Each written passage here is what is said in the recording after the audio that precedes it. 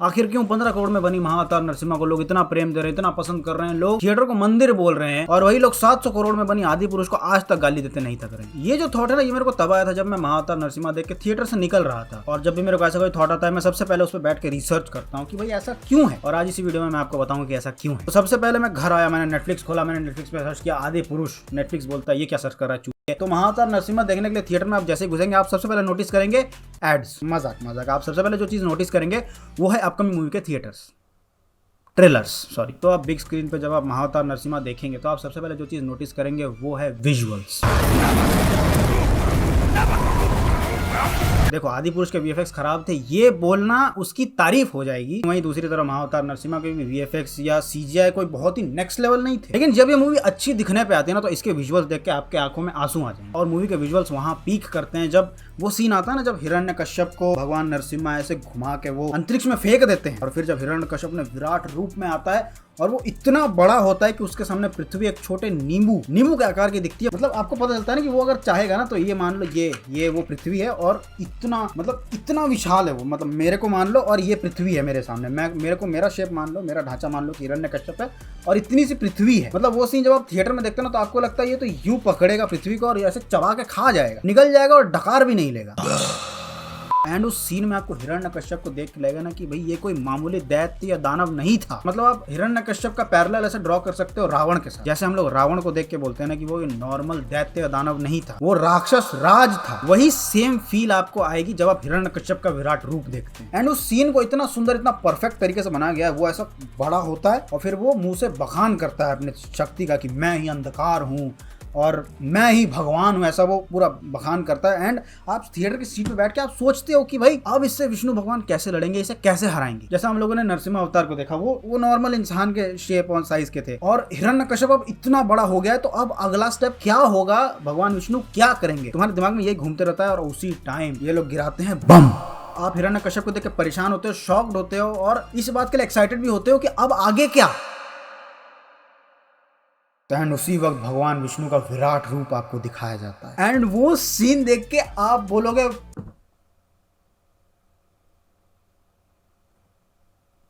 आप ऐसा सर पकड़ लोगे कि क्या मतलब उस पूरे सीन का तुम सेटअप देखो। पहले उन लोगों ने हिरण्यकश्यप को बिल्ड किया कि भाई साहब वो इतना बड़ा हो चुका है, वो पृथ्वी को यूं निगल सकता है। उसको देख के आपको लगेगा कि भाई इतना बड़ा ये दानव है। एंड उसी वक्त जब वो विष्णु भगवान का विराट रूप आता है, और विराट रूप में अगर आपको एक्सप्लेन करना वो कैसा होता है, वो पूरा सीन कैसा होता है, हिरण्यकश्यप अपना पूरा बखान कर रहा होता है, और फिर जब उसका बात खत्म होता है तो वो ना पीछे घूम के देखता है और विष्णु भगवान का विराट रूप वहां रहता है, जिसके मतलब जो हिरण्यकश्यप अभी इतना बड़ा दिख रहा था, वो उनके हथेली के चींटी जितना दिखता है उसमें। वो उतना बड़ा विशाल हिरण्यकश्यप इतना छोटा चींटी जैसा दिख रहा है विष्णु भगवान के हाथ में। लिटरली ना उनके आंख का क्लोजअप है, उनके आंख में पूरा एक ब्लैक होल है। और उसी सीन को और एलिवेट और गॉड लेवल पे कर देता है सैम CS का BGM। मतलब वो सीन, वो स्केल जब आप स्क्रीन पे देखते हो ना, तो आपके अंदर से आएगा कि ओम नमः भगवते वासुदेवाय नमः। ये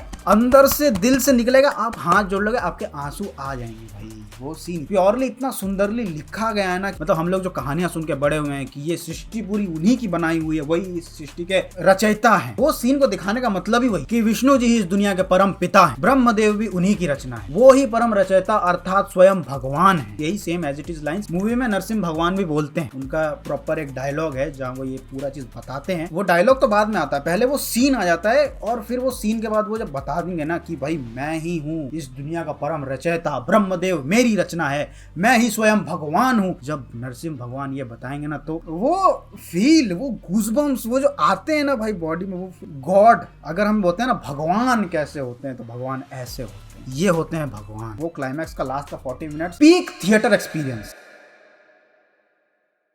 अच्छा, जिस दिन महाअवतार नरसिम्हा रिलीज हुई थी ना, उसी दिन मार्वल की एक बहुत बड़ी मूवी रिलीज हुई थी, मतलब बहुत इंपॉर्टेंट मूवी रिलीज हुई थी, फैंटास्टिक फोर। और मैंने वो दोनों फिल्में एक ही दिन देखी थी। सुबह का शो था फैंटास्टिक फोर का, और उसके बाद का शो था महाअवतार नरसिम्हा। तो मैं जब फैंटास्टिक फोर देख के निकला, ठीक है, तो फैंटास्टिक फोर और महाअवतार नरसिम्हा के बीच में मेरे पास 1 घंटे का टाइम था। तो मैं फोन स्क्रॉल कर रहा था, एंड फोन स्क्रॉल करते करते ना मेरे पास एक पोस्ट आया। मैं फिल्म रिलेटेड बहुत चीजें देखता हूँ, तो मेरे पास एक पोस्ट आया कि उसमें ना नॉर्मल स्क्रीन का ऊपर था कि उसमें गैलेक्टस कैसा दिख रहा है, और नीचे IMAX का था कि उसमें गैलेक्टस कैसा दिख रहा है। एंड उसके नीचे लिखा हुआ कि अगर आपको सही में गैलेक्टस का साइज देखना है कि वो कितना ह्यूमंगस है, कितना बड़ा है, तो उसको आईमैक्स में देखो, तब आपको पता चलेगा कि भाई कितना बड़ा थ्रेट है गैलेक्टस और कितना बड़ा उसका मतलब साइज कितना बड़ा है। मेरे ना दिमाग में एक थॉट आया कि हमने वही सेम चीज, वही सेम साइज, उतना ह्यूमंगस हमने विष्णु जी का विराट रूप भी तो देखा। तो मेरे दिमाग में थॉट आया कि अगर महाअवतार नरसिम्हा का बजट ज्यादा होता और वो आईमैक्स रेशियो पे अगर वो बनती वो एनिमेशन, सोचो विष्णु जी का वो विराट रूप कितना सही लोग एक्सपीरियंस कर पाते। ये महाअवतार नरसिम्हा जैसी पिक्चर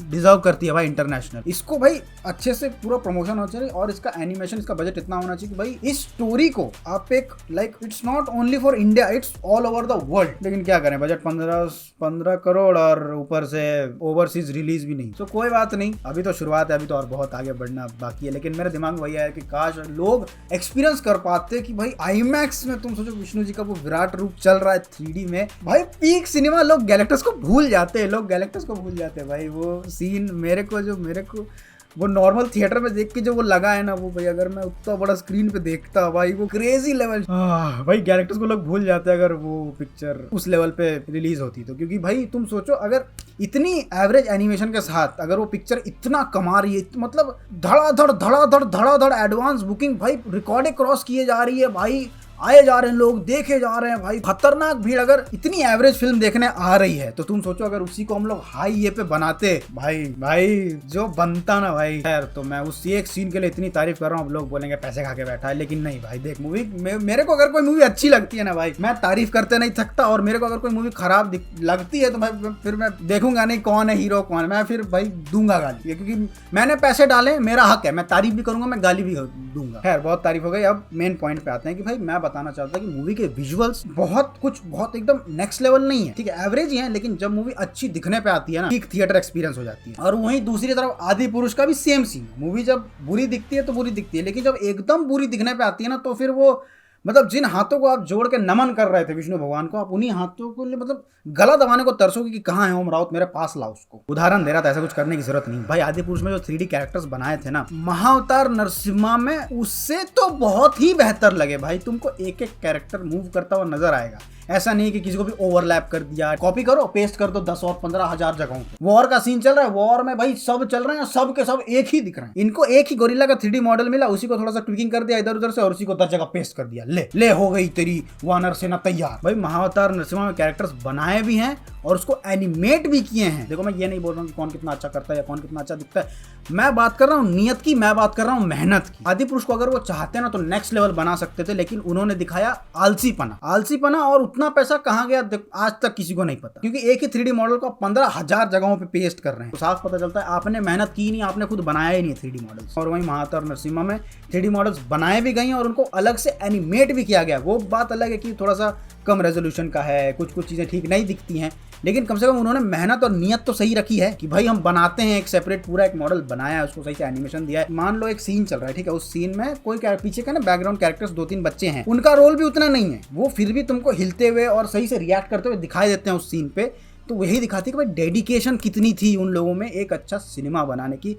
और वहीं आदि खैर छोड़ो, खैर उस चीज से आगे बढ़ते हैं। विजुअल्स के बाद आता है स्टोरी और स्क्रीन प्ले। देखो दोनों ही फिल्म, चाहे वो महाअवतार नरसिम्हा हो या फिर आदि पुरुष हो, दोनों ही विष्णु जी के एक एक अवतारों पे आधारित है और विष्णु जी के एक एक अवतार अपने आप में एक महाकाव्य बनाते हैं। और उससे भी इंपॉर्टेंट और बड़ी बात है कि भाई लोगों को ऑलरेडी पता है कि स्टोरी है क्या, भले बहुत डिटेल में नहीं पता हो, लेकिन मोटा मोटा एक हिसाब पता है कि क्या हुआ, कैसे हुआ, कहाँ से क्या हुआ, ये नॉर्मली लोगों को एक स्टोरी पता है। तो जब लोगों को ये स्टोरी पूरी पता है और खासकर अगर आपने ऐसा टॉपिक उठाया है, ऐसा टॉपिक पकड़ा है अपनी फिल्म बनाने के लिए, तो आपके पीठ पे, आपके कंधे पे ना एक बहुत बड़ा बर्डन आ जाता है। देखो इंडिया जैसे देश में लोग पहले तो बहुत रिलीजियस हैं और साथ ही रिलीजियस चीजों को लेके बहुत सेंसिटिव है। मतलब मैं अगर सिर्फ इतना बोल दूं ना कि नहीं मैं क्यों बकरे का बलि का बकरा बनूं, नहीं मैं क्यों बोलूं। खैर तो मैं बोल रहा था कि इंडिया में लोग वैसे ही धर्म जात पात सब को लेकर बहुत सेंसिटिव होते हैं और उसके ऊपर से अगर आप ऐसा टॉपिक चूज कर रहे हैं अपने फिल्म बनाने के लिए, तो आप याद रखिएगा कि अगर 1% भी ऊंच नीच हुआ, ऊपर नीचे हुआ, या तो स्टोरी में या किसी भी चीज में, तो शायद अगली फिल्म बनाने के लिए आप जिंदा ना बचो। इसीलिए तुमने देखा होगा बड़े बड़े एक्टर्स और बड़े बड़े स्टूडियोज जो भी हैं, ये कभी रिलीजियस टॉपिक्स पे उतना मुंह खोल के वोकल नहीं होते, क्योंकि लोग वो सुनना ही नहीं चाहते जो उनको पता नहीं। लोग ये नहीं देखेंगे कि आपने क्रिएटिव लिबर्टी ली होगी या फिर आप कुछ अलग टेक लेना चाह रहे होंगे, वो तुमको सीधा सीधा एक ही चीज बोलेंगे, अधर्मी हो तुम। और इस आग में घी डालने का काम कुछ सो कॉल्ड बाबा और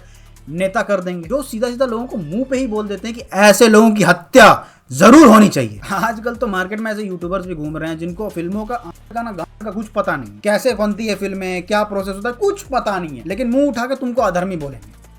क्यों? मैं सही कह रहा हूँ ना भाई? खैर, अब लोग मेरे को बोलेंगे कि भाई तू क्रिएटिव लिबर्टी को सपोर्ट कर रहा है और साथ ही साथ आदिपुरुष को गाली भी दे रहा है, तो बोलना क्या चाह रहा है, कहना क्या चाह रहा है, समझ नहीं आ रहा है। बताता हूँ। क्रिएटिव लिबर्टी लेना और कंप्लीटली किसी चीज को चेंज कर देना, दोनों में बहुत फर्क होता है। Let me explain. मतलब मान लो श्री राम, लक्ष्मण जी और माता सीता ये जिस झोपड़ी में रहते थे, जिस कुटिया में रहते थे, उसको तुमने अपनी फिल्म में थोड़ा सा अपग्रेड करके दिखा दिया, थोड़ा उस झोपड़ी को और सुंदर बना दिया।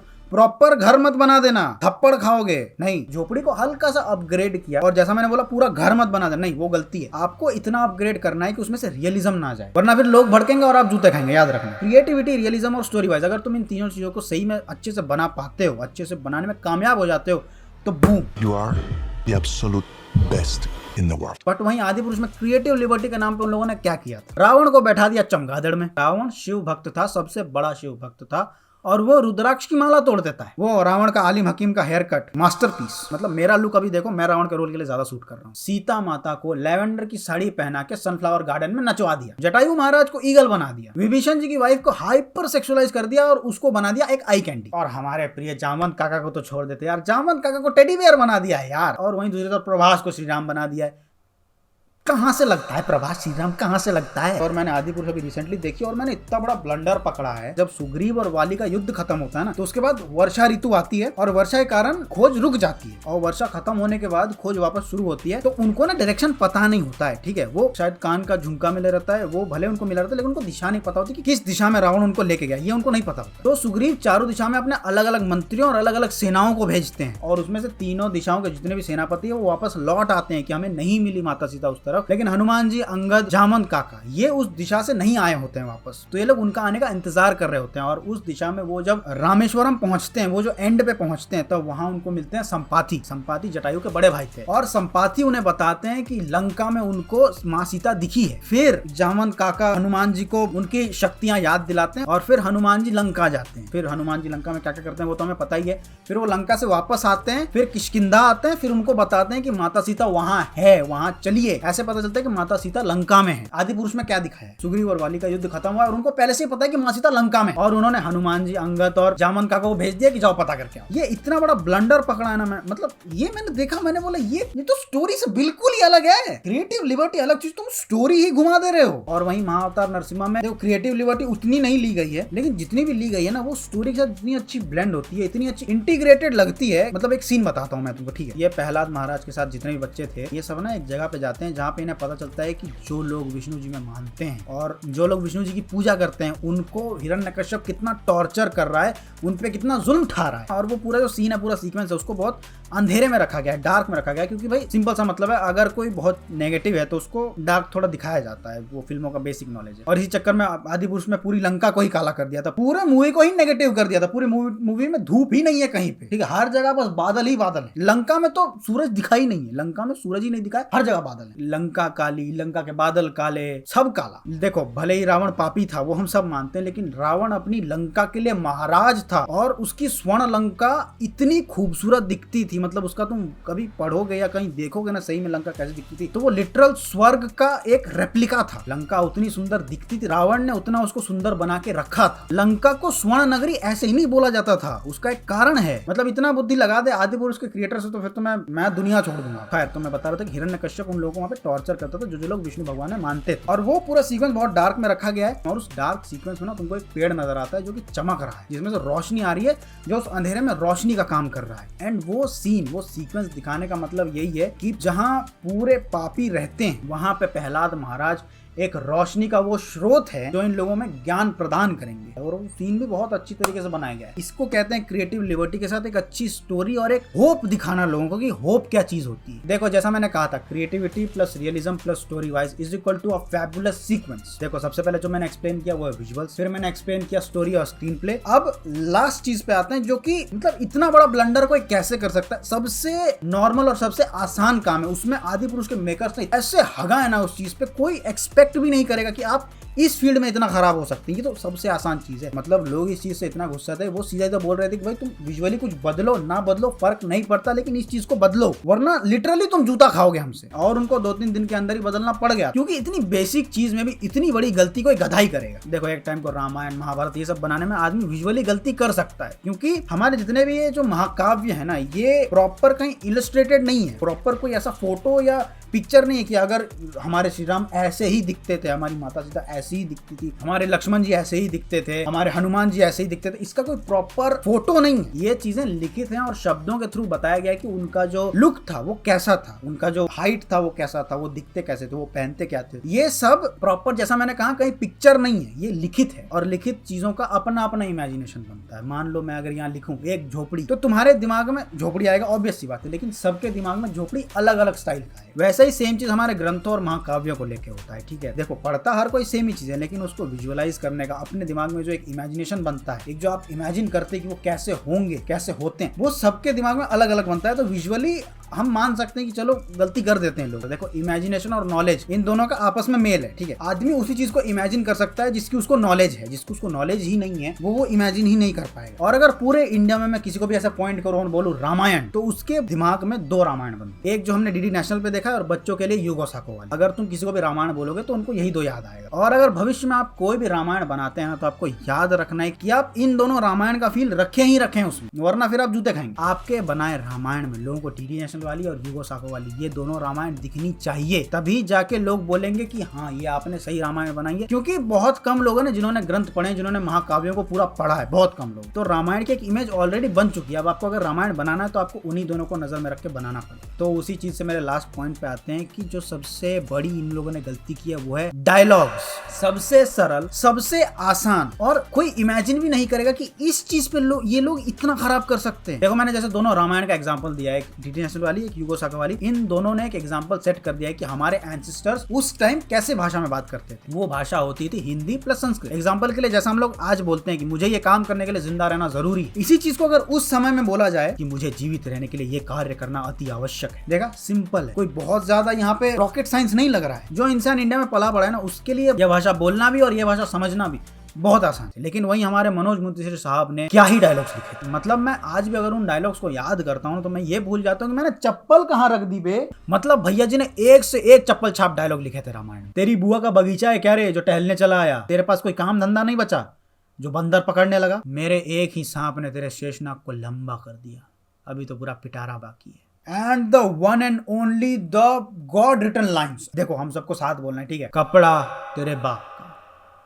तेल तेरे बाप का, आग तेरे बाप की, तो जलेगी भी तेरे बाप की। गॉड रिटन लाइन्स भाई साहब, गॉड रिटन लाइन्स। और वहीं दूसरी तरफ महाअवतार नरसिम्हा भाई साहब, मूवी ऑफिशियली हिंदी है भी नहीं। मतलब एक डब्ड मूवी पे इतनी डिटेलिंग कोई स्टूडियो नहीं करता मेरे भाई। बट ये मूवी की डबिंग इतनी प्यारी, इतनी नेचुरल, इतनी सही होगी मैंने एक्सपेक्ट नहीं किया। मतलब तुम थ्रू आउट द फिल्म कोई भी डायलॉग ऐसा पकड़ नहीं सकते कि ये डायलॉग इनअप्रोप्रिएट लग रहा है, ये डायलॉग इस सीन के साथ फिट नहीं बैठ रहा है, ये डायलॉग सही नहीं लग रहा है, ये डायलॉग सीन को ब्रेक कर रहा है, सीन के साथ जा नहीं रहा है। तुम कोई भी ऐसा एक डायलॉग पकड़ ही नहीं सकते, इतनी बेहतरीन डबिंग। कुछ कुछ डायलॉग्स इतने प्यारे और इतने सही, इतने अच्छे लिखे गए हैं कि वो डायलॉग्स, वो सीन्स आपके दिमाग में हमेशा के लिए रह जाएंगे। अच्छा एक और चीज मैं बताना भूल गया था स्टोरी और स्क्रीन प्ले के पॉइंट में, कि भाई महाअवतार नरसिम्हा हो या चाहे आदि पुरुष हो, ये दोनों ना, ये दोनों महाकाव्यों में आती है। मतलब बहुत बड़ी बड़ी स्टोरीज हैं और इनको एक फिल्म में दिखा देना अपने आप में ही इम्पॉसिबल काम लगता है। कि महाअवतार नरसिम्हा उस इम्पॉसिबल चीज को ही पॉसिबल करके दिखाती है और आपको एक एक सीन देखने का, फील करने का, समझने का मौका देती है। कोई भी सीन देख के ऐसा नहीं लगता कि वो चेकमार्क है, कि हाँ ये कर लिया ये चेकमार्क, ये कर लिया ये चेकमार्क, ये कर लिया ये चेकमार्क, ऐसा नहीं लगता है। ऐसा लगता है वो स्टोरी बहुत सही तरीके से चल रही है, कंटिन्यू हो रही है। लेकिन वहीं आदि पुरुष में क्या गलती मैं बताता हूँ। वो लोग ना सीन्स को एज अ चेक मार्क ले रहे होते हैं, ठीक है, कि अच्छा सीता माता का हरण हो गया, ठीक है, और वो जटायु जी मर गए, हाँ ठीक है, और वो हनुमान जी लंका चले गए, लंका चला दिया, हाँ ठीक है, और जो भी तेरे को ठीक लगे सीन के हिसाब से तू लगा दे यार, लगा दे। जो जो चीजें मैंने पॉइंट आउट की, अगर आदि पुरुष उन चीजों को सही से कर देती ना भाई, तो कभी इतना बैकलैश नहीं खाती। और यही कारण है कि लोग आदि पुरुष पे आज तक थूक रहे हैं। और वहीं दूसरी तरफ महाअवतार नरसिम्हा जैसी फिल्म को पूज रहे हैं, यही कारण। ठीक है, सो अगर तुमको और कोई पॉइंटर्स मालूम है कि आदिपुरुष में ये गलती थी और महाअवतार नरसिम्हा में उस चीज़ को इतना अच्छा से दिखाया गया है, तो मेरे को कमेंट सेक्शन में जरूर बताना, मेरे को जानना है। और that is for the video guys. Video अच्छी लगी तो लाइक शेयर सब्सक्राइब करके जाए। मिलते हैं अगले किसी रोस्ट ओपिनियन वीडियो में, तब तक के लिए। और हाँ, अगर आपको महाअवतार नरसिम्हा का मेरा ऑफिशियल रिव्यू देखना है, लाइक मैंने क्या रिव्यू किया था मूवी के बारे में, वो जो मेरा फर्स्ट वो क्या था, थॉट क्या था, तो मैंने सेकंड चैनल पे डाला, जाके देख लेना। बाय।